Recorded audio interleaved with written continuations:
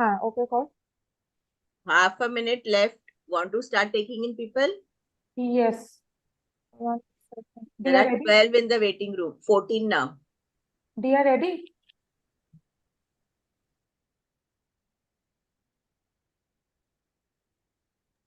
Yes, we are live, Masrat. Hmm. So we can start taking. We are ready. Yes, let's take people in. Hello, everybody. Welcome. Good evening, everyone.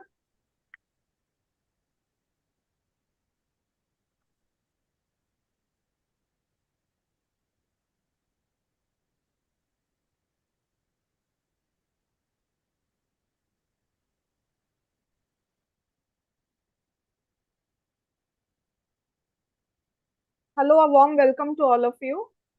Good evening, Pooja. Can you all just quickly write in the chat box where all of you are from, which school or where you are working, which population you are working with? Yes, the profession and where are you located?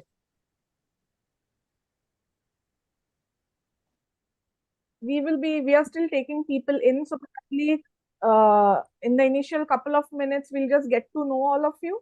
So feel free to write in the chat and then we will begin our presentation. So apart from Pooja, where are you from? Hello, Sunita. Oh, hello, Sunita. How are you? Nice to have you in this session.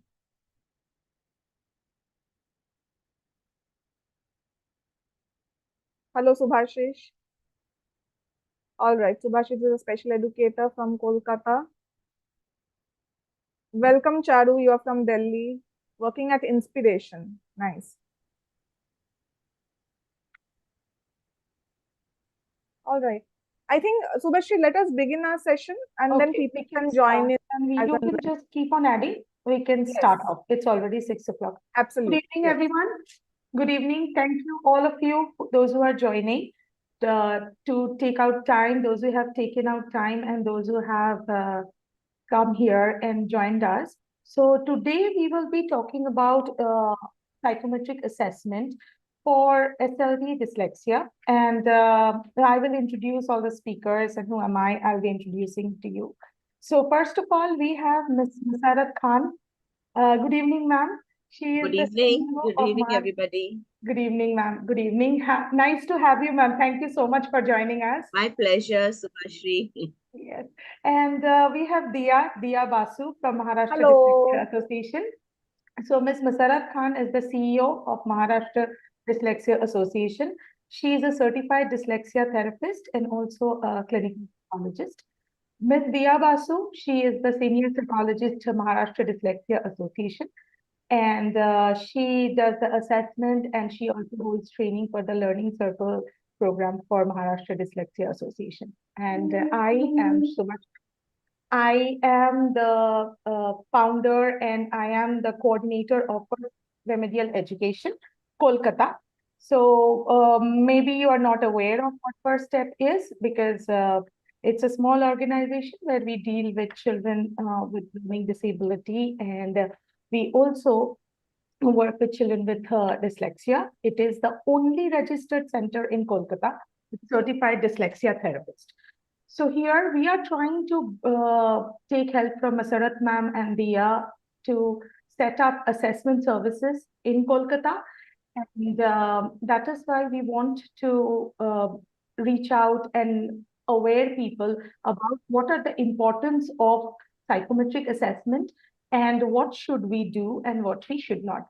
Masarat ma'am, if you please give an introduction and talk about just in a little brief about what we are planning to do and how is it going.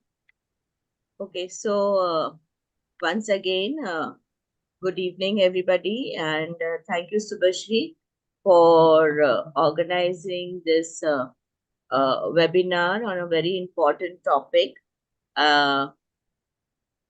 We have seen that a lot of people, a lot of children, are being sidelined because nobody is aware of what it is that these children, what is the reason why these children are not able to do well academically. There are no proper guidelines, schools are not aware, teachers are not aware, parents are not aware. If they're going for tuitions or classes, over there is no awareness. And as a result of which, children who have the uh, potential and who can do very well in life and who can really, be contributing citizens of our country are not able to do what they would, want to do. One reason being that, like I said, lack of awareness, and two, not knowing, even if you're aware, not knowing what is the next step. And the, as soon as you uh, identify somebody who is struggling with, academics, who is struggling with some basic skills like reading, spelling, arithmetic, writing, you should know what has to be done, whom you need to refer to, and also you should be aware of what that entails. So if you, a lot of you, if your teachers, counselors, you already know about it. Like, yes, these children need to go to, uh, a psychologist who would then assess the child for, for the difficulties, but parents would not know about it. So we need to, educate the parents about it. A lot of the time, the schools do identify and do tell the, counsel the parents about next steps, but the parents are hesitant because they really do not know. They are not, first of all, they are going through a stage of denial. Then there is a lot of confusion. There is too much of, you know, uh, too much of overload of information for them to take in. Then when you talk of assessments, they are clueless. They do not know what assessment is. Uh, and as teachers, you would be doing your best to, explain to the parents. But if you're not able to do so, uh, one of the reasons is because you yourself must not be knowing what those assessment entails, because you have not been informed about it. So this webinar today is to educate schools, teachers, parents. Okay, we are looking at the population who does not know what assessment is all about. So I'm talking only about those. I'm not talking about the aware schools, the aware teachers, but we are talking because our country is so huge and so far, widespread, uh, and where awareness is concerned, it's restricted to, cities, but the interiors are where we need to reach out.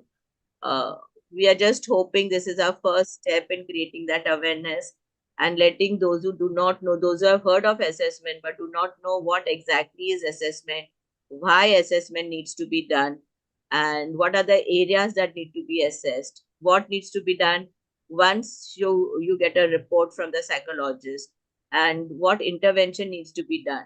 So we are, through this webinar, we are just creating that awareness. We are just going to give you, certain a glimpse into it, because in 1 hour we cannot, give you all the details, but at least some information that, you would find useful.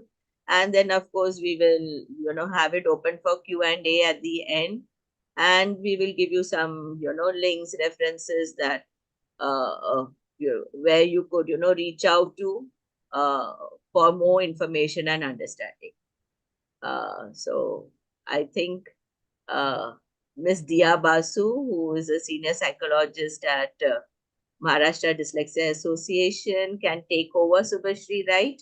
Or Yes, you have yes. something more to say? So thank you so much, ma'am. Thank you so much. So, And hopefully, Dia is a wonderful yes. facilitator, psychologist, Hello. and She is someone who can, go on and on and on. And Absolutely. Yeah, no, and I you have would two very good people and keeping the check. participants would want to know more and more and more from her. But we have to keep in mind that we have time only till 7 p.m. today. Yeah, so Okay. let's begin. I So think over it's, to you, yeah. Dia. Over Yeah, to thank Diya. All you. Diya, the you can start. Thank you. Yes. Thank you so much, Thank you, ma'am. Masrat, for that wonderful introduction. First of all, for setting the context, which is very important to have in the first place, as to why we are doing this. And I will now take over. Thank you, Subhashri, for organizing this in the first place. So I'm sharing my screen. And so it all begins with our topic. So we are going to talk about the various facets of assessments and the importance of having a comprehensive detailed report. And then Subhashri is going to talk about the next steps, which is mostly on intervention and accommodations. So before we begin, I'll just give you an overview of the agenda that we have. So features and functions of a psychoeducational assessment is what I'm going to start off with. I'm also going to talk about the procedure of a psychoeducational assessment, because oftentimes we have seen that it is not very well understood by a lot of people. What are the areas that are absolutely essential to be assessed with regard to specific learning disorder? What are the diagnostic tests which are valid and reliable, which can be used? And then Subhashri will take over for the remedial and the accommodation part. So, first and foremost, I just want to state that this is going to be an interactive session. I want all of you to respond and participate, because when it is one way, then it's not much fun and there is not much of learning happening. So at the very beginning, I want to start the session with a poll. And I want to put the question to all of you. So depending on your understanding, I want to know what is a psychoeducational assessment according to you. And I have a poll for this. So I will be launching the poll. It will be on the screen for 30 to 40 seconds. And there will be a few of these polls coming up. And Diya, I will just a request minute. yes, yes. Somebody has messaged it is muted. So are you all able to hear? Just I'm not muted. So yeah. Probably Your sound you need to tweak a bit. yes. Just check your sound. Everybody can hear us. Just show us, give us clear. a thumbs Okay, up. okay, fine. Yes. Okay. So the first poll is on what is a psychoeducational assessment. So here it is on your screen.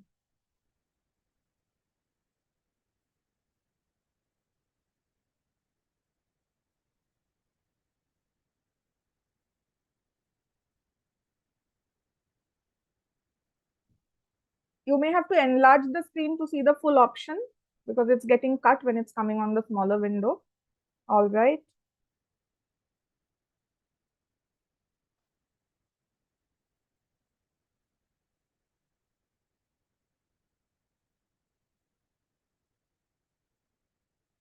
A few more seconds.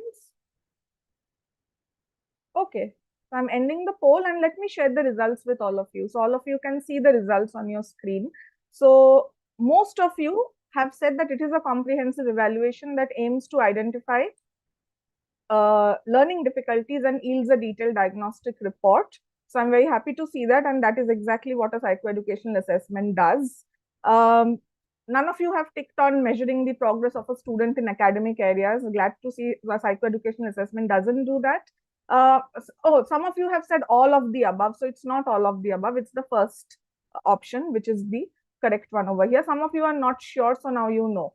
So let me stop sharing and take you to the next slide. So what is a psychoeducational assessment? So as all of you have ticked correctly, most of you have ticked correctly, it is a comprehensive and detailed evaluation. And it consists of a range of tests. So it is not that we do only one test to come to a conclusion whether a student has SLD or not. It's a battery of tests, and we are going to talk about those tests as well. The areas which are largely assessed is the cognitive functioning of the student, or the IQ of the student, and the academic or the educational achievement areas of the student. To do this psychoeducation assessment, you need a trained professional. So the psychologist who is conducting the assessment has to be trained on these assessment batteries. There are many psychologists who are good psychologists, but they may not have the required training to conduct these particular assessments. And the major aim behind the psychoeducational assessment is to identify learning challenges, and it does yield a very detailed, comprehensive report. And we are going to talk about the importance of having this report in hand and what functions does that report serve. So that's going to come up next. So before we go to the next section, there is another question that is coming up, and you will be again taking a poll.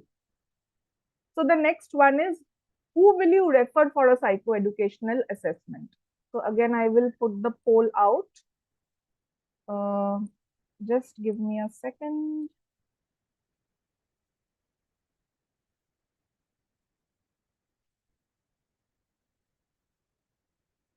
Yes, so here it is on your screen. Please take this poll.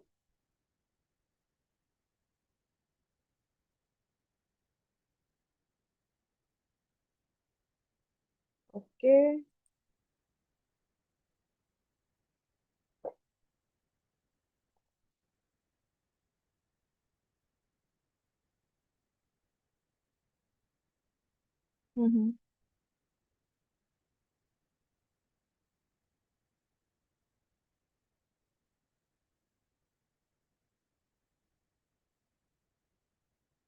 I'm glad to see most of you have taken the poll. Okay, so I will be ending the poll now and sharing the results. So I hope all of you can see the results on your screen. So most of you have said that students who are facing academic difficulty despite receiving some degree of classroom support, and that is the correct option over here. The other option that also has received quite a number of votes is that students who show learning difficulty. Now that is not too far off, but the thing is that a psychoeducational assessment is a pretty detailed and comprehensive evaluation. Before you actually send a student who is exhibiting any kind of difficulties in the classroom, what you have to do is, first and foremost, you will have to give some kind of intervention. And that intervention has to be at the classroom level. So only after you give some intervention, and then even after that support, if you see that the student is not improving or the difficulties remain as it is, then and then only the referral is made, ideally. In a lot of situations, we however see that that does not happen. We get a lot of students who come for assessment, and they come for assessment just because they are showing academic difficulties in the classroom, maybe for a considerable period of time. However, they have not received any classroom intervention or any targeted support in the school, but they have still been referred. But ideally, and DSM-5 also states that intervention first, and after that, the referral. So most of you have got that right. Those of you who were not sure, and those of you who have ticked all of the above, just take a note of this. We will be moving on to the next poll now. There is another one coming up. So the next question that I have is, when to refer? When do you refer for a psychoeducational assessment? So let me take that poll out. Yes, it should be on your screen, the poll. Please participate, everybody.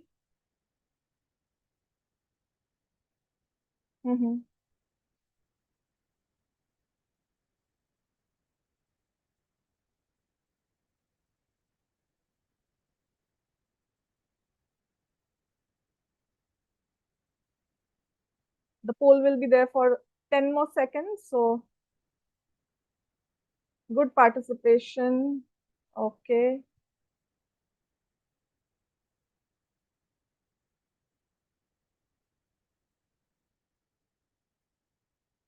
Okay, let me share the results with all of you.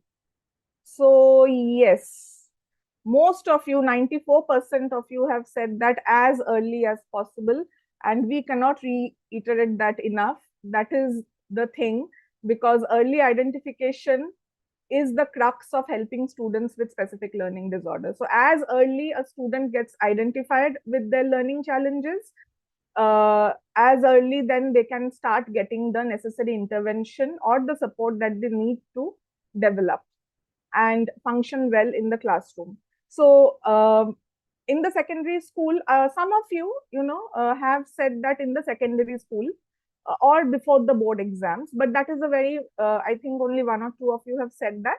So just keep a note of this, that it is not before the board exams because you need accommodations, or it is not, in the secondary school only. Research says that you can start the identification process as early as in the kindergarten. So as early as that. And you get the best results if you start identifying early, because you have then that much time to work with the students. So very glad to see that all of you are on the same page as we are. Moving on, our next question is, how does a detailed psychoeducational report help? So we know that a psychoeducational report is detailed, it's pretty comprehensive. How does that help us? So again, the poll will be on your screen. Just taking that out. Okay, so it should come on your screen now. Please take the poll, everybody.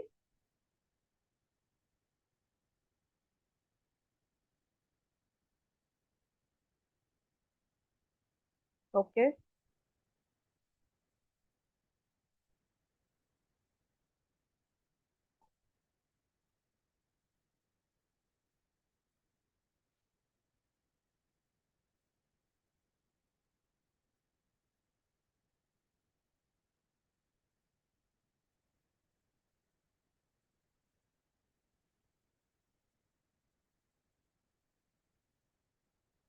All right, let me end this poll and share the results with all of you. So this one had various options, right from availing accommodations to helping in the admission in school or in college or in higher education, to understanding the strengths and weaknesses to plan intervention for your students, to design classroom management strategies to help the students better. So a psychoeducational assessment helps in all of these areas. The report that the psychoeducational evaluation generates helps in all of these areas. So it's like all of the above. I can understand why most of you have gone for the intervention part, because yes, when we do the psychoeducational evaluation, our major target is to plan the intervention so that the student progresses and learns the skills necessary. But there are other benefits of a psychoeducational report, and that could also help you in your higher education when you are seeking admission in a particular college. If you have a detailed report, the college will come to know what are your challenges and whether they can help you in that regard or not. And the RPWD Act recognizes specific learning disability as one of the 21 benchmark disabilities, and because of that there are certain facilities that are offered to students in terms of getting admission in higher education, and also in terms of getting reservations in jobs. So if you have the right kind of document in hand, it can help you in all these areas also. None of you have ticked that, so I'm just talking about that. So some of the benefits that I have listed on this slide is that, of course, you get a very clear picture about your student. The report generates not only results and numbers, but it also interprets it. And it just not states that this is the diagnosis. So a psychoeducational report is different from a certificate. It's not a one-page certificate. It runs into many pages. And there, not only do we state the diagnosis, we will give you step by step as to if the student requires a certain accommodation, why does that student need that accommodation? How is that student benefiting from that? So it's very detailed. It has all the rationale for the diagnosis. It comes with a range of accommodations, detailed, a list of recommendations for intervention and accommodations, which Shubhasri is going to talk about. And of course, when you have all these recommendations for intervention, then it will help you to form an individualized education plan for your student. So that is another benefit of having a detailed report in hand. And of course, like I was saying, in some cases, students may need help to go up to higher education. Now, if you have the right kind of report, you can actually advocate for the rights of these students. That, okay, you may have less marks over here, but the government says that you have to give admission to this student under a different quota, there is a reservation. So if you have the right kind of document, you can also advocate for your students at those levels. So for documentation purposes also, the report is very, very important. So this is all about, what is a psychoeducational assessment, who is referred, when do you refer, and what are the benefits of a detailed report. Now, moving from here, I would want to talk about the assessment procedure. Now, like we have already mentioned that the evaluation is a comprehensive evaluation. It's a detailed evaluation, which is why I said that you just do not immediately refer someone with a learning difficulty for a psychoeducational evaluation, just directly to a psychologist. First, you have to probably consult your school counselor, provide some kind of intervention at the classroom level, only and only then. Why did I say all of that? So now you will see that, what are the procedures that are involved. So right at the very beginning, before we do any kind of psychoeducational tests on a student, the first thing, very crucial, is to get the eyes and the ears of the students checked. And some of you may already understand why I am saying this, because anything to do with learning involves our hearing and our vision. So if there is anything wrong with the vision, or if there is any hearing issue, then it may or may not, it may not be dyslexia, it may not be specific learning disorder at all. It could, for all you know, could be just a visual issue or a hearing related issue. And we have to differentially, rule these things out. So the first step is to have the eyes and the ears checked. So that is the first thing that we do at Maharashtra Dyslexia Association. After the eye and the ear reports are done and the student is ready for the assessment, the assessment is done in two parts. We do the cognitive evaluation, which is the IQ test. And I will just show you the tests that we do at MDA. And there is a very detailed, comprehensive educational evaluation, which is conducted. Now, after this evaluation is done with the student, now which also is not done in a day. So there is another myth, is that the evaluation gets done in a day and it's over. It's not like that. So at MDA, students have come to us sometimes like minimum for a month and sometimes even for a couple of months. Because this entire process, the educational tests can run into hours. They are long tests. It's a test battery. So for the full assessment that we do at MDA, it takes from something between 12 to 15 hours. And if we do a brief assessment at MDA, it takes around 8 hours. Now, if you have a 5th grader, 6th grader, or even a 10th grader, nobody can sit for that long. So you cannot even do it in 2 days. So we ask students, so ideally we do not make a student sit for more than an hour, because it is counterproductive. We have found students get tired. So we call students for the assessment twice or thrice in a week for an hour, or maximum 1.5 to 2 hours, but with breaks. We do not continuously assess the students. Breaks are very important. So you just cannot rush through the psychoeducational assessment. You have to give students their time to perform if you want to get the best results. So that being done, after this evaluation process is over, now what? So if once you scored the results and you come to a conclusion that this student is showing all the features of someone who has specific learning disorder, we cannot directly give a diagnosis based on that. We have also seen a lot of, we have got reports from places where directly a diagnosis has been given just after the assessment is done. So we cannot do that as psychologists. We can only give an impression. The final diagnosis has to be confirmed by a neurologist or a pediatric neurologist, depending on the age of the student. So that is the final step after the report comes. So after that, if there is any further need, because there can be instances where students with SLD may also have behavioral issues, emotional distress, they may need counseling, they may need psychiatric evaluation also. So that is another step depending on the student that can be taken after that. So these are all the steps that are involved in a psychoeducational assessment. I will request all of you to keep your questions in mind. Whatever you have, you can jot it down, and at the end, we will take it up. Okay. All right. So let me move on now. to the assessment areas. Now, what are the areas that we assess? Now, we follow the DSM-5 at MDA, at Maharashtra Dyslexia Association.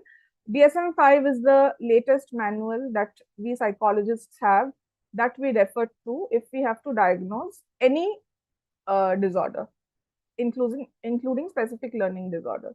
So according to DSM-5, some of you who are in the field of psychology over here may already know this, that SLD is an umbrella term. It has 3 disorders under it. One is to do with reading, which is also known as dyslexia. One is to do with mathematics, which is also known as dyscalculia, and one is to do with written expression, which is also known as dysgraphia.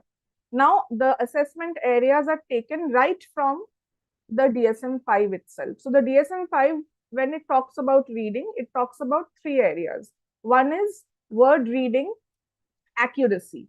Okay, so over here we are seeing how is the student reading single words. They are not comprehending or anything. This is just decoding, single word reading. Then we have to see how quickly can the student read. Okay, so it is all about reading fluency. So, or the rate. So that is another area. And the third is reading comprehension. So if the student is asked to read a passage and then we ask some questions on that passage, is the student able to answer? So these 3 areas under reading. Under mathematics, we have to assess the number sense, memorization of arithmetic facts. So math is a very fact-based, subject. You need certain facts in place to be able to solve a sum. So you have to assess those areas. Whether the student is able to calculate quickly or not. So we know our education system is all about perform within the time limit, right? So your exams or even in the class, you have to perform fast, quickly. So if a student is not able to do that, they are going to suffer in the education system. So that we have to check. And lastly, math reasoning. If word problems are given to the student, is the student able to understand what has to be done in order to solve the problem? So these are the areas under mathematics. And under written expression, DSM-5 talks about 3 areas. One is spelling accuracy, which is pretty much the spelling skills of the student. Second is grammar and punctuation accuracy. I think there are some marks happening on the screen. If we can just, okay. Thank you, Subhashri. Okay, so the second is grammar and punctuation accuracy. Full stops, commas, question marks, all those things, your capital letters. And lastly, the clarity or organization of written expression. So this is something, students with SLD do show a deficit in, along with reading. And sometimes, this is something we hear from parents also. Like, my child knows everything. If you ask my child is going to say everything perfectly. But if you ask the same things to be written on paper, everything goes haywire. And our entire education system is very writing dependent. You are not assessed orally. Most of the assessments happen in writing on paper. So these are the areas of assessment. Moving on, what should our tests have? Very, very important. So how do we choose our tests, and how do we know these are the right tests? So the first and foremost criteria to select a test is to see its reliability. So reliability in the simplest terms is basically how consistently the test yields the same kind of results if it is administered again on the same person, if all other conditions remain the same. So how dependable it is, how consistent it is. So that's a reliable test. So if you do one test on one particular individual on one day, you get one result, and on the other day, you get a completely different result, then it's not a very reliable test. Validity of the test is also very important. Does the test actually measure what it says it is measuring? How accurately is the test measuring it? So reliability and validity is very important when you are selecting the tests. The test has to be age appropriate. So you cannot conduct a test which is meant for a 10-year-old on a 5-year-old. So we have to see the norms for which age group is this test meant. And lastly, the test edition. So this is also another problem that I have come across. In Kolkata, Subhashri will agree, we have come across a lot of reports where we see the IQ tests are, pretty outdated, like the Marlin's intelligence scale for children. So it is a valid IQ test perhaps, but it was validated like 40-50 years back. So can you do that same test on today's population and compare today's population with that population? We cannot. Okay, so the tests have to be of the latest edition. And I'm coming towards the end of my presentation, so I will just give you a glimpse of the tests that we conduct at MDA. The first 3 tests that are there, the Wechsler Intelligence Scale for Children, 4th edition, WISC 4. Then we have the WAIS 4, Wechsler Adult Intelligence Scale, and the Woodcock-Johnson 4 tests of cognitive abilities. These 3 gives a measure of the IQ or the cognitive ability of the child. The other tests, which you see from the Woodcock-Johnson 4 tests of achievement to the Nelson-Denny reading test, these host of tests that you see on your screen, these assess various educational achievement areas of the student. So we have all these tests that we use at MDA for diagnostic purposes.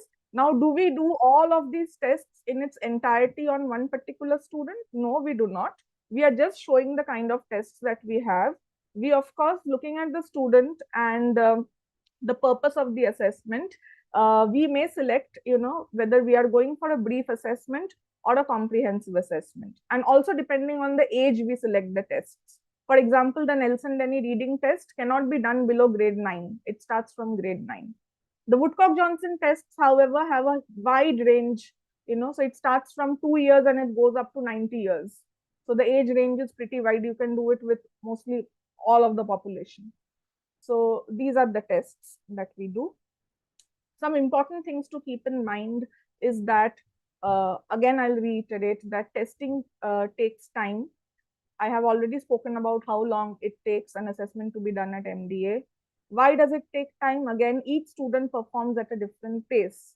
One particular student may have had a bad day in school and they have come to you for assessment. You are seeing that the student is tired. The student doesn't want to perform. Will you still go ahead with the assessment? The answer is no. You may have to stop your assessment on that particular day. Tell the student to come on another day. Just do some other activities unrelated to the testing and let the student go. The report, you have already seen the kind of tests that we do. They are all comprehensive tests. And one thing I forgot to mention, which is that if any one of you would like to know more about these tests, as to what are the areas that these assessments, assess and how it is done, we can have a separate webinar organized on that only, on the psychoeducational tests. So the report also takes time to generate. So since it is a very time consuming procedure, do not refer students at the last minute. Do not refer them just before they have to go for their board exams. Refer as early as possible. That is key. Our reports, MDA's reports, are accepted by the ICSE board, the CBSE, and the international boards accept our reports, the IGCSE and the IB boards. And lastly, before I give it over to Subhashri, these are the kind of services that we are offering along with First Step. So First Step is very much a part of this entire, thing. So brief psychoeducational assessment, detailed ones, then remedial based, structured multisensory language based remediation based on Orton-Gillingham principles. That is Subhashri's domain. She offers that. Occupational therapy, speech therapy is offered at the First Step Center. Then all of these that I have listed over here, you can just quickly take a look. So we do a lot of teacher workshops. So we offer 3-hour online or offline teacher training workshops on dyslexia screening and identification. The same we do for classroom management strategies. Teacher training courses are offered by First Step in remedial education. Online and offline free 1-hour dyslexia awareness workshops for schools. So I will request all of you to make the most of it and avail of these services. And if you feel you would want to know more after that, we can do more for you. 15-minute free online consultations and 1-hour paid online consultations are offered. And that's it. This is where you can, email us, md@dyslexiaindia.com. And this is our website. And now we will move to, I will give it over to Subhashri.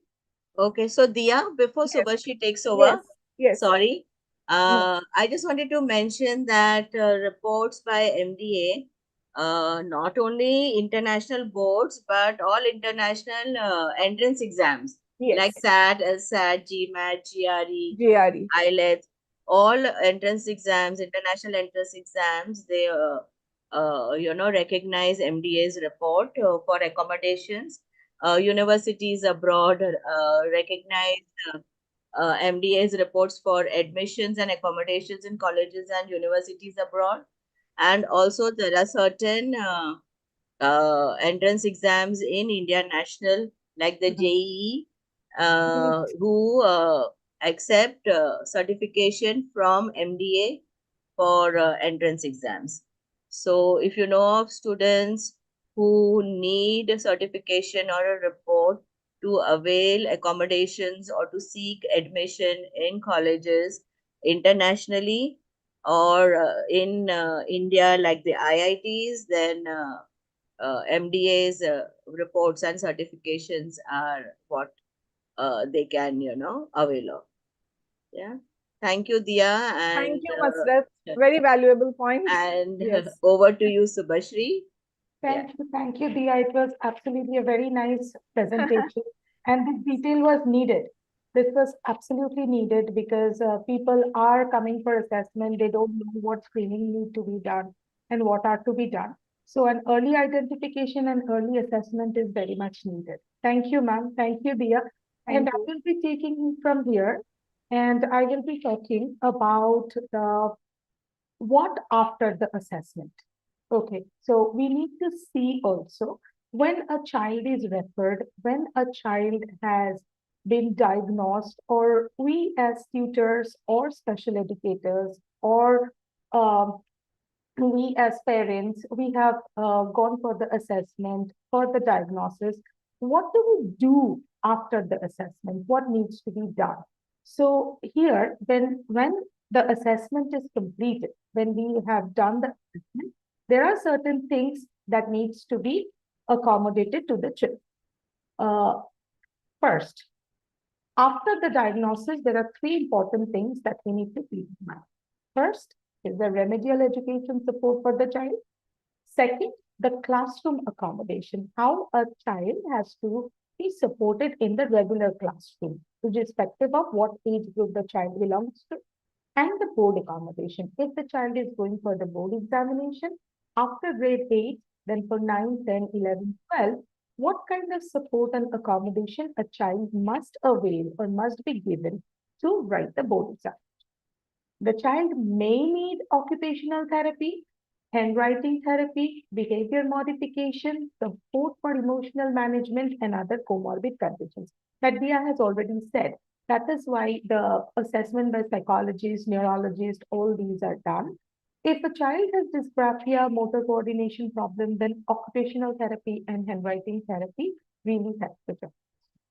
Now, remedial education. What exactly remedial education support is? What is it? Is it a special education? What kind of education or what kind of support should we provide to the child? So, as we know that in dyslexia, the child will have difficulty with reading, spellings, writing. So, the developing spelling skills using structured and systematic phonics, that will be one step in the remedial education support. Then building reading, writing, and comprehension skills with proper intervention approach. So the intervention should be directed towards the need of the child, whether the child is struggling with spelling, reading, comprehension, or chronological awareness. What are the target areas we need to decide, and the remedial education support should be targeted. The baseline of the child, if the psychoeducational report is detailed, then we can get a baseline of the child from the report itself. Otherwise, what we need to do is we have informal screening tools where we screen the child and make a baseline, and then we set up an individual program for the child and start the intervention. Developing numerical concept using proper scientific approach. So if the child is struggling with maths, the number facts, the number concepts, then we have to develop their numerical concept, and it has to be in a proper scientific way. Teaching study skills in higher classes. In higher classes, when the subjects become heavy and there is a lot of things to remember, recall, and retain. So in that cases, we need to teach the study skills. We need to show them how to study, how to get the content together so that they don't struggle while writing during the examination. Remedial education support is absolutely not these points. It's like teaching the subject just like in regular tuitions. That is not a remedial support for the child. Making the children memorize question answers, doing MCQs, those are also not under remedial education support. But yes, those can be done at later stages. But the baseline is like developing the skills that have been mentioned on the lesson, the four basic things that we need to remember. Practicing and over practicing a content without having any background knowledge will not help the child to perform academically.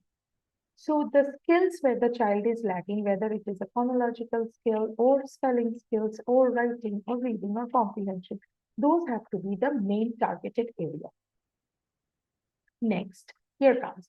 So remedial education support, in the remedial education support, we should have a proper phonological awareness development program. We should have structured literacy intervention for the language development, and we have to have structured mathematical intervention for dyscalculia, where children are struggling with mathematics. Now, here, why phonological awareness development? Because children with dyslexia, when we assess them, we can find that mostly they have the auditory perceptual disorder, or they have difficulties connecting sounds with symbols and with processing the sounds, the phonemic or the phonological awareness area. So developing the phonological awareness of the child will lay the background or will lay the ground for teaching them spellings, reading, writing, and comprehension. So these skills have to be targeted in the remedial education support. Next, what kind of classroom accommodation can we give it to the child? So if a child is not diagnosed, can we not give a classroom support? Yes, we can give a classroom support. Suppose a child is in kindergarten. We have different screenings. Children can be identified having red flags and signs of dyslexia or learning disability as early as kindergarten. Because if we see that a child is having some symptoms and the child is struggling, it is necessary to give intervention to the child before waiting for the diagnosis. We cannot wait for the diagnosis to come and then start the intervention. So earlier intervention is better for the child. In kindergarten, we can help the child with additional support to develop reading, spelling, mathematical skills, and reduced curriculum if needed.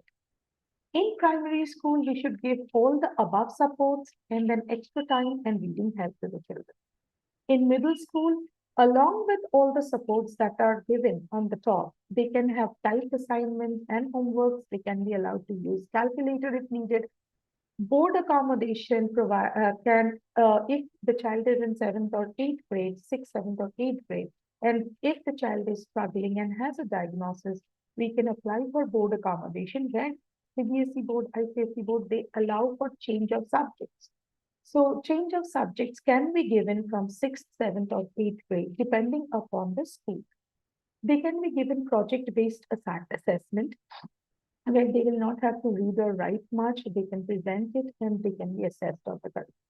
In high school, along with all of these, they can be taught to develop mind mapping strategies, note-taking strategies, then along with that, typed assignment and homework and project-based assessment. These are the accommodation that they can give, but the accommodations are not limited to these. There can be other support extended to the child if and when needed. In board accommodation, in CBSE, ICSE, or IB, or state board, children are usually given extra time, a reader if needed, calculator, a scribe, or change of subject. Depending upon the diagnosis and the recommendation by the psychologist and the neurologist, these options can be opted for. We can apply to the board and the children will get the support. Next. Now, when we have assessed a child, so the proper intervention approach, what is a proper interventional approach? The interventional approach should be scientific. In research-based, it should be evidence-based. So for this, for dyslexia or dyscalculia, we usually use Orton-Gillingham approach. which is an interventional approach for reading and for mathematics. Gordon Gillingham approach is research-based, evidence-based. It is direct, explicit, multisensory, systematic, structured, cumulative, sequential, diagnostic, and prescriptive. It is a scientific approach through which we can teach reading and mathematics to children who are struggling with it. If anyone wants to know more about this, you can get in touch with us. What is an Gordon Gillingham approach? Getting the training or the workshop or knowing more about it, we will be happy to serve you. Here, this is one of the quote I love most. It is by Margaret Bird Rawson. So the differences are personal, the diagnosis is clinical, the treatment is educational, and the understanding is scientific. So for a child with learning disability, they have personal differences. No two children with learning disability will be the same. They will struggle in, they may have different struggles. But how do we diagnose? The diagnosis is clinical. There has to be a clinical diagnosis that the child has a specific learning disability or dyslexia or dyscalculia. What is the treatment? Is there a treatment available? The treatment is only educational. How is it educational? We need to educate the parent, we need to educate the teacher, even we need to educate the child in a proper method, proper approach. And the understanding is scientific. We need to have the scientific knowledge of how a child learns, how a child develops reading, writing, comprehension skills, how a child develops a mathematical skill. So the intervention should be very much structured, age appropriate, and need based for the child. How do we plan intervention will be dependent upon the detailed diagnosis, which will be done by the psychologist. And also, along with that, we do a regular screening for the child, observation and screening, to make the baseline for the child. So what should we focus on? We should focus on early identification. We should focus on screening at an early stage, early intervention using proper scientific approach, diagnosis for documentation and advocacy. Like when you need the diagnosis, when you have the paper in your hand, you can use it for documentation, for advocating for your child to take admission in colleges, schools, and even for the board examination and competitive examination. So different kind of the diagnosis will help you getting the accommodation, the remediation, and support at every level.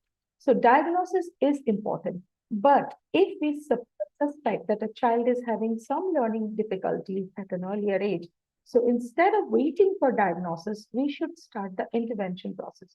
So at least 6 months of intervention before referring the child for diagnosis. So this is what I had to say about the remediation approach. And it's all from me, Dia and Masarat ma'am. This is the interventional approach that we have talked about, depending upon the psychometric assessment. Thank you, Subhashri. Thank you. That was informative. Yes, and do we take questions now? Yes, let's have. We are all here to answer your questions now. Okay, I think she's asking you to share the last screen, Musharat. Last screen. Hmm. Okay, are you talking about this one? Just say an yes or no. You can show a thumbs up also. Okay, want to know more about OG. OG method. Okay. Yes, you can get in touch with us. We will be happy to answer your question. Or, yeah. Dia, we will take the questions. Yes. One doubt and one request. Do you say that IEP should be planned? So this is from Sona Rajesh. Do you say that IEP should be planned only after when psychometric evaluation is received? I would request you to share the presentation and the presentation slides of this webinar. Okay. So I think this IEP question is directed at you. So what do you think, Subhashri, when an evaluation report comes, is that more helpful or do you start before that? How do you go about it? Start with the basic screening. We can start with the intervention and then wait for the diagnosis report to come in. And after, once we receive the diagnosis, the IP can be structured in a better manner, what the child needs, because that will contain the detailed information. right? Yes. That is from my point. Masarat ma'am, am I correct? Like I Right. So usually the start thing with the is, intervention. right. So Subhashri, Hmm. the thing is, if we do not have any understanding of the child's areas of difficulties, you know, the strengths, the weaknesses, Mhm. how can we plan a program for that particular child, Absolutely, right? We absolutely. can have a general plan, but for Yes. an IEP, we need a report. It may not be a diagnostic report because diagnosis, usually, diagnosis is not given before the age of 8. Yes, But when we are talking about early intervention, early identification, early intervention, we are talking of children as young as 4 years of age, okay, absolutely. where they are showing all signs of being at risk for some kind of learning challenges. So we Mhm. are not going to wait for a diagnostic report to, Hmm. to plan an intervention program. So, but we will be doing, if you are a skilled special educator, remedial educator, if you are trained in certain, scientific evidence-based methodologies like the Orton-Gillingham approach, you would know what areas to evaluate. Okay, for children as young as 4, we do have standardized tests, but Hmm. but we don't need standardized tests. As We earlier can done. have our own informal assessment. Informal Okay, screening can be done as with long as we know time. what are the areas that we need to Yes, assess and how they have to be assessed, and you assess the children on children on those areas, and depending on the individual child's performance on those areas, you will prepare then you can prepare an IEP. yes, But once the child gets a formal report, okay, once Hmm. the child gets a formal report, it gives you all the more information and the confidence to come up with a proper IEP for that child, where you know that, okay, for sure these are, this is what intervention would look like for this particular child. So right, without any kind of assessment, you cannot prepare an IEP. If Right. absolutely, not formal, there has to be an informal assessment, right, right? You can't prepare an IP based on the school report. yes, Hmm. School is not testing for skills. School is no, testing for subjects, Curriculum. Yeah. curriculum. So we right, are we are not, when we are talking about intervention, we are not talking about school curriculum. We are Hmm. not talking about syllabus. We are not talking about subjects taught in the school. yes, Intervention is skill based and not subject curriculum based. So right. that one thing has to be clear. And another thing about IQ. Somebody asked about IQ level of an There are SLD. many questions actually. Yeah. How that. can I measure IQ level of SLD? You cannot measure IQ. You have to be a psychologist to Yeah. do an IQ test. So if you want to know the IQ level of a child, you will have to refer the child to a psychologist Hmm. for an IQ assessment. Okay, there is a question. If we identify the difficulty at age of 4 to 6, where to go next? Right? I'm sorry, what is it? If, If we if identify? we identify the difficulty at the age of 4 to 6, where to Yes. go next? Yeah. So you have to come for remediation. It has to Remediation. begin. Yeah. It has to begin. If you see that there is a difficulty, the child is having difficulty, then we can do informal screening. We can check the baseline in details, like what are the areas the child is struggling in. And then we can form a intervention plan and then start the intervention. That is what we can do. Right. I hope that is clear. And online tests? No. No, No, not absolutely no, credible. no. A It's an strict absolutely no. no, no. How long is a psychoeducational assessment valid for? So technically a psychoeducational report is valid for a year because the levels of the students will change. It will show some change after a year, but different boards, education boards, hold a report valid for different number of years. So for But that is ICSE, again not at the younger age. That is at yeah, if the children that are appearing for yeah, the board exam. board exams, So yes. if you're applying for accommodations for the 10th or the 12th board or for the university exams, then the report should not be 2 years old, more yes. than 2 years old, and for So, and I think um, now the internal IGCSE IB boards are 3 years, accepting 3 years. yes, and for So not adults more it's than 5 3 years years. for sure. Yeah. Hmm. If it is And above 18, then international boards hold it valid for 5 years. Yes. But yes. if the student is below 18, then it is not valid for more than 3 years. That's the ETS guidelines. Hmm. But for ICSC, CBSE, they need a fresh report after 2 years. For Oh, state yes, boards, 2 to 3 years. For 2 to 3 years. Yes. but different states will have different policies. So in Maharashtra, it was different. One certificate, had the validity for a very long time. They would restamp it, and that same, certificate of disability continued for a number of years. But in Kolkata, Shubhasri, what is the scenario like? also, West Dia, I Bengal would like board? to add over here, but now even in Maharashtra and everywhere, Hmm. as per the RPWD Act, okay, you have to review the certification after, at intervals. So that same certificate would not be valid for life. Your certificate is valid for life only if you have been assessed 18 plus years. After 18. At 18 Yes. plus Then years. it's valid. Then you don't need to go for a recertification. But your first assessment is, I think, 8 years. Hmm. If you have skipped assessment at 8 years, or even if you have done it at 8 years, you need to review your assessment at 14 11 or years 14. and then at 18 years.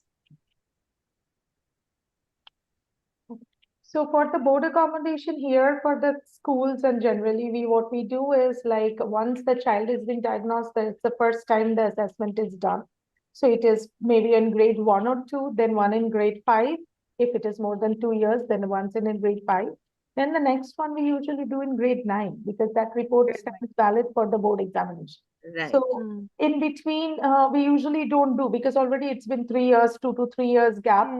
Right. And then the final one, we do it in class 9. And then for the board accommodation, and then 11, and then after 18, if Right. they for So that. I would like to intervene here.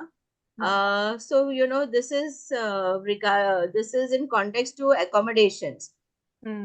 during exams. Hmm. But if you want to, if you're looking from the intervention point of view, Then after then you need we do to. it. So once you begin intervention, Hmm. then it's not the IQ assessment that you need to repeat, Yes, yes. but the educational assessment definitely you need to repeat at intervals of 1 year if Hmm. you are For progress providing intervention. monitoring, right? If you Yeah, have not begun Mhm. intervention, it makes no sense. no It makes sense no to sense in keep doing the assessing, doing training. an education assessment every year.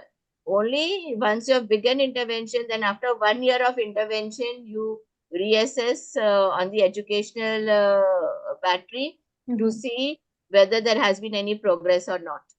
And you get more feedback to modify, change, or continue with the same IEP for your student.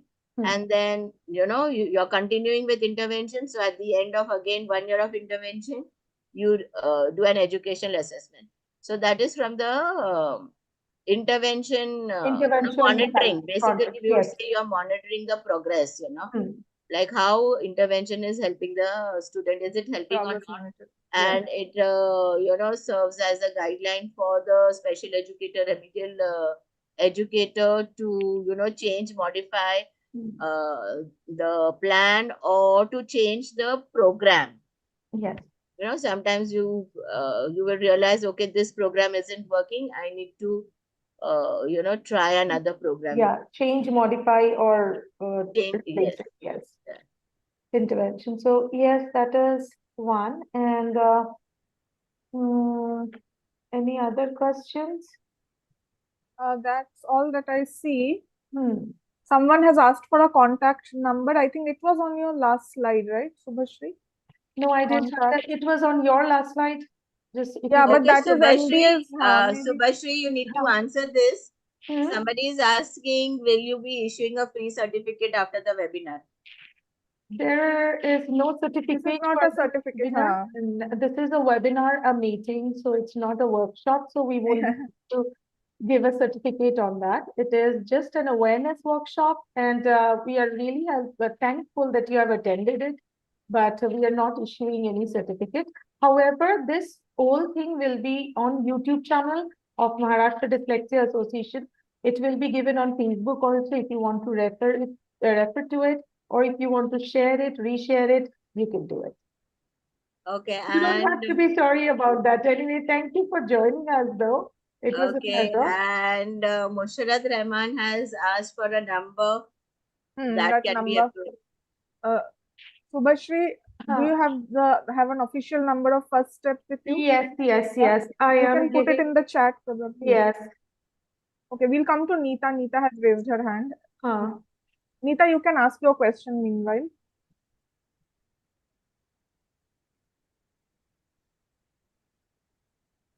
Okay, there was a do you query want from to Sona unmute? Rajesh about sharing informal assessments are not something. Informal assessments are something that if you are a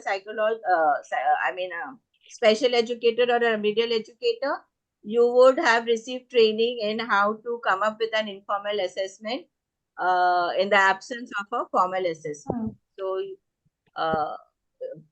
it's not something that will be available and that can be shared. Yes. Mr. Malik is saying, please share schedule for the next webinar. We are happy to see the enthusiasm. Yes, and I have messaged that we can keep an eye on our Facebook page or on our website for the details. Yeah, it is not only to Mr. Malik, but the others. If you want any webinars, any particular topic, please feel free to write it in the chat box. Yes, please right away. Right. Yes. Yeah. What kind of webinar or what kind of training would you be like? Dia, if you can share the last slide where it has the email ID and the contact details so that if MDs, right? Yes. Yes. And Neeta had a question, but she got muted again. I think if you can you unmute her? I did, but something. Okay. Yeah. Yes. Yeah. Neeta. Thank you, ma'am. Good evening. Good evening. Yeah, it was a really very informative session, and I have been waiting for this since long. And thanks for providing this. Okay, I have a question. This is from parents' point of view. I'm asking you. See, I'm working in a preschool. Now the parents come and ask me one question. There are students who are facing, having this learning disability or difficulty, we would say. So at our end, we are doing our best, and the early intervention is also being done, and they are taking occupational therapies and going visiting the psychologist also. Now the question is, when it comes to the senior KG students, when they are appearing for the high school, for the grade 1, so is it easy for them to get admission in the high school, in the mainstream, or do they have any other system for taking the admission in the high school? What is the provision? There is no separate provision for this. Actually, students that young, there shouldn't be any hassles in getting promoted from senior KG to class 1. They are too young and they are at that stage. There is no formal examination also, right? So that way, there is no separate system, unless, of course, you see that one student is really, you feel that there's a cognitive issue, the student is not at all benefiting in the classroom, and you would take a call, you would have to meet the parents and, share your, apprehensions about the student moving to grade 1. If you feel it's not going to, useful for this particular student. So you can discuss about, repeating a grade, because at that early you can repeat. Later on, it's not, advisable to repeat. When the child is also having a ADHD, it's a mild ADHD. And I'm talking about the students, those who are in a different preschool and they are going to the high school in other schools. From preschool to high school. There is no separate administration for system for students who have SLD. It is completely dependent on the school's administrative Yes, absolutely. system. It's the school so school admission. Sometimes school to school, so school cannot deny the school cannot deny admission. Yeah, the circular has already come up for the provision, like how for the special needs children, like the admission for the special needs children. So but you cannot unfortunately, say no. Unfortunately, school management, it is up to the school management discretion. They do sometimes say no, because if they do not have a support system available in the school, say no. And I think in those cases, it is to the students' interest to not to go to such a school if they're saying we will not be supporting your child. Absolutely. Then what is the point? Then what is the point? So what is the provision for them where they should study? They have to be in a mainstream school. Absolutely. There is no question about where they should study.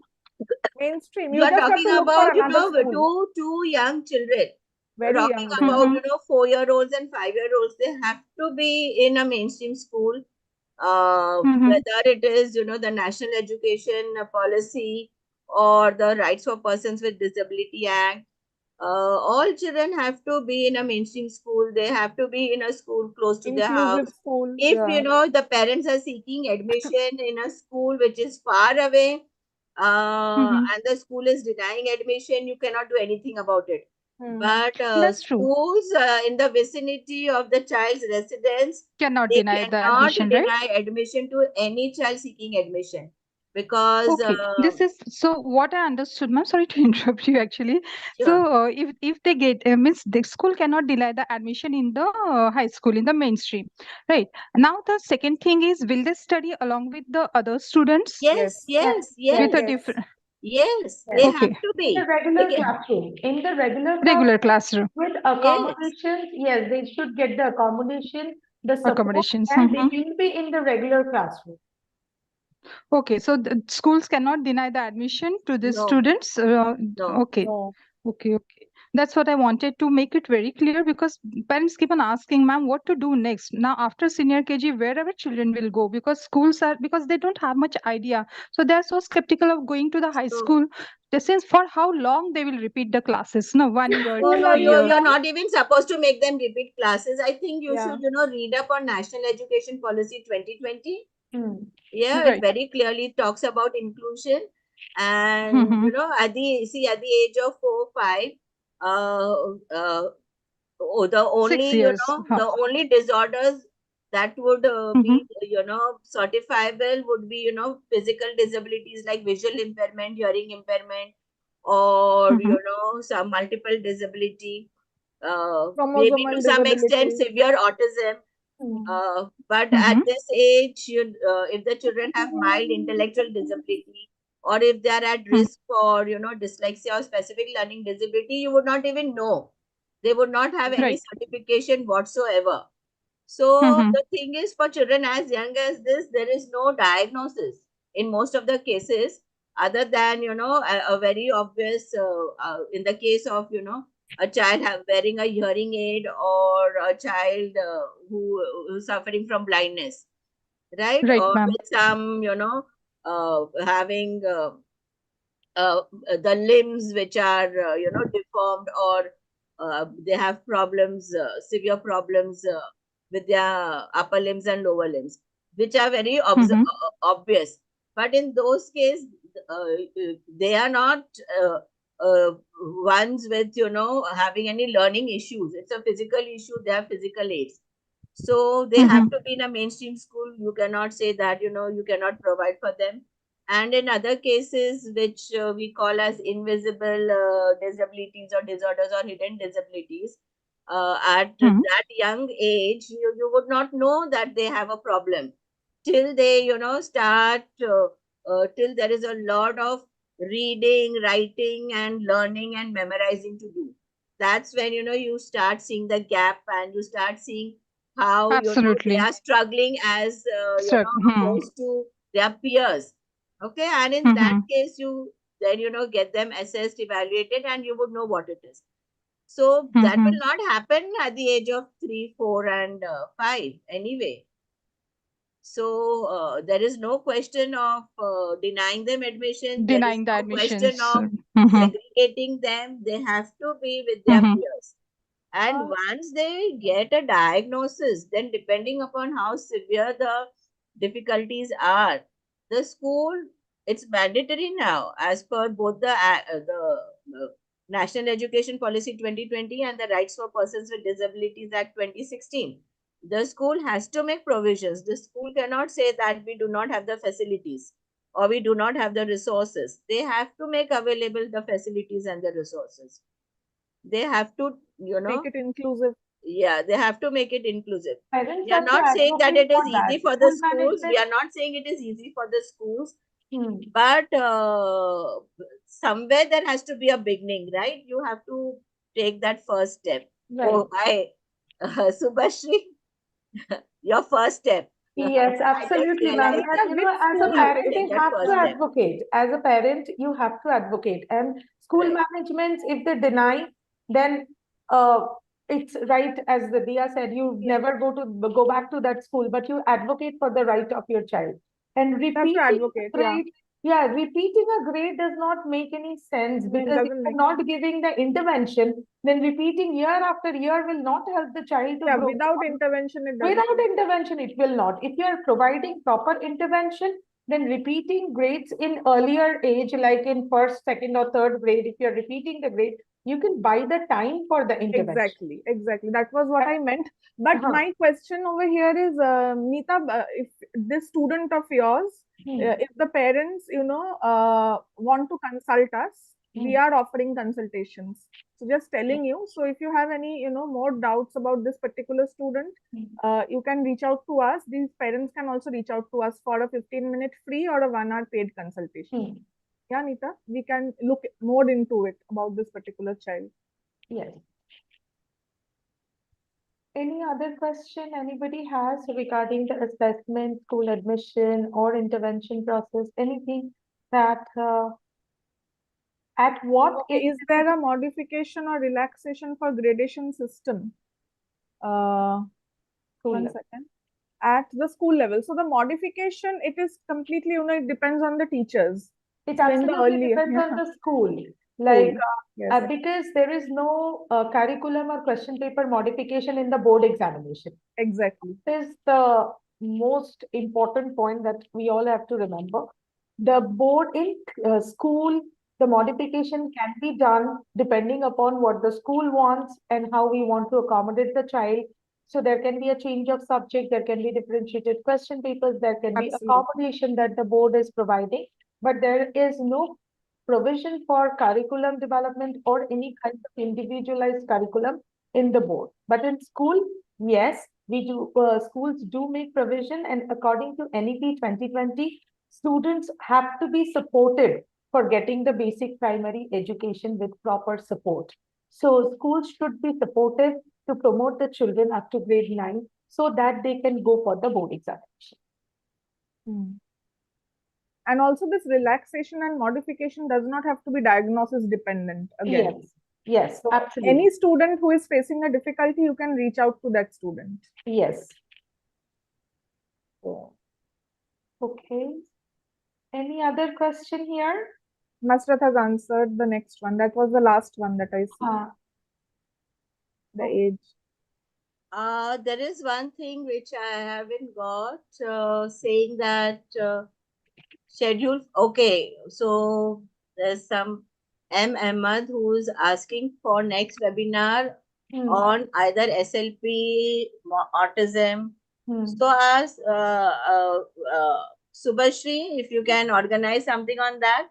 But where Dia and I are concerned, our specialization is SLD. SLD. Yes, looking at that, my specialization is also on SLD. Yes, of course, we can pull in somebody from the field of autism, and we can always collaborate, organize. Yes, collaborate and do that. So for the assessment, because my specialization in being specific learning disability, so autism, I am not that expert in. So yes, we can organize webinar. You can write it to us what kind of webinar you are looking for. We do have experts who deal with autism, and we do have special educators and psychologists who deal with it, and we can all collaborate and work and set up a webinar. Okay, so I think we are done for the day. Yes. Great. Neeta is saying she's going to arrange one session for her school. That will be fantastic, Neeta. That will be fantastic. That will Which be school, really Neeta? If you're comfortable, you can share. I mean, I hope it's okay. I just wanted to know. I'm just stopping the screen share now.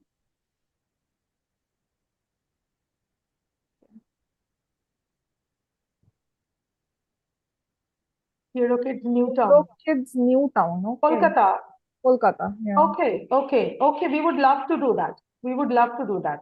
Yes, Neeta. Fantastic. Yes. Okay, there's also a request for a session on dyscalculia. So please, you have our contact details. Please write to us, email to us, and we will see how we can arrange for the sessions. Yeah, the sessions, when we can arrange for the sessions. Any other question? I am just giving the first steps email ID also over here for the people who are in Kolkata. And the phone number also have shared. And MDA's phone number and email ID was already there on Yeah, the it was displayed. Yeah. slide, right? And in Kolkata, we are located near Santoshpur, Jadavpur on the main, near the Jadavpur station. So anybody from Kolkata, if you want to host any webinar or any offline, Offline one, yes, especially. mainly offline specially. So we would love to have offline sessions within your school with the teachers or the parents. And the online ones are for everybody. Yes, online ones are for everybody. So I would like to make one announcement here. October, every October we celebrate the World Dyslexia Awareness Month. During this month we have a lot of activities. We conduct, we also have webinars for schools, 1 hour webinars for schools, which are free. Yes. So you can, make the most of this opportunity to arrange for a webinar in the month of October. It's only restricted to the month of October on dyslexia screening and assessment. So 1 hour webinar on that. And and if you want, we can also do it in your school. Yes, So offline. either in Kolkata, that is for the people, for the schools in Kolkata, we can do it in the school too. A 1 hour workshop in the school. Okay, so we don't have any other questions here, right? Yeah, that's So it. thank you so much, everyone. Thank you. Yeah, thank you so much. And thank you for participating. Thank you for spending your hour with us. Hope it was helpful. And for any queries, any webinars, any training, anything you want to know, feel free to write a call.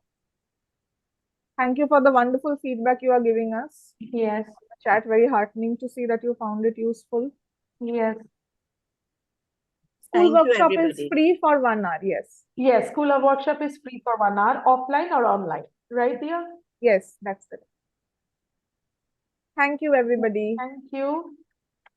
There has been is there any modification or relaxation for gradation system? Okay, that has been No, already that we addressed that. Uh-huh, It depends on the school and the teachers. yes.